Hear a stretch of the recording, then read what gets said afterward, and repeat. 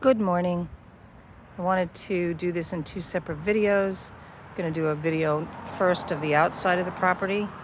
So this is standing in front of the house. So there's the beach. So 3-minute walk at best. Here is the front of the house. Wanted to point out a couple of things. You're probably right at the setback. So I'm not sure how much parking you could get in there if you wanted to clear it and make it a parking lot. You do have some utility things in the front. You have this white pipe, which I'm not exactly sure what it is. Part of the water or maybe an abandoned well. I don't know. Have to have Marcos look at that. The outside of the house, though, probably hasn't been touched since the 60s when it was built. I know you'd be redoing the outside of it if you were to purchase it. But you've got some rot. We'll show that as I go up and you get closer. There is also, I wanted to point out in the front, which might interrupt the whole parking thing, are the 2 meters right here. So you have the water meter right in the front of the house. Coming around, you do have a driveway along the side of the house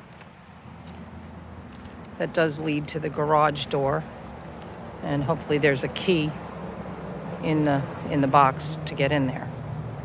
Now the side yard, you are right on coastal, so it is a corner property on the end.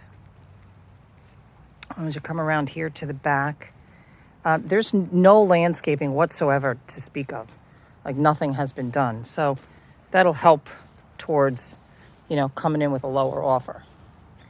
Again, all this has to be ripped out. Not that you wouldn't be changing it anyway, but it's just that the condition, this deck probably hasn't been treated in, God knows how long. So there is an outside shower. I looked into it. I looked inside. It is not up to code, obviously. I doubt anything in this house is up to code. You could just see in there, it's got the 2 separate water handles, and we know that is not code any longer. But there is not a lot of room back here. They do have their little fenced-in area next door. And it does look like they replaced, the only thing that they probably replaced is they put rebuilt the platform for the HVAC unit. And then this is so there's all these trees here, very tall pines, right basically on top of the house and all the wires. So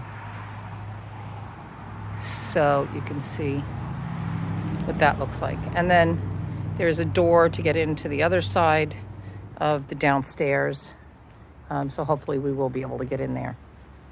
All right, so that's the tour of the outside. I don't know if there would be enough parking. Like if you had any idea of making it 2 units.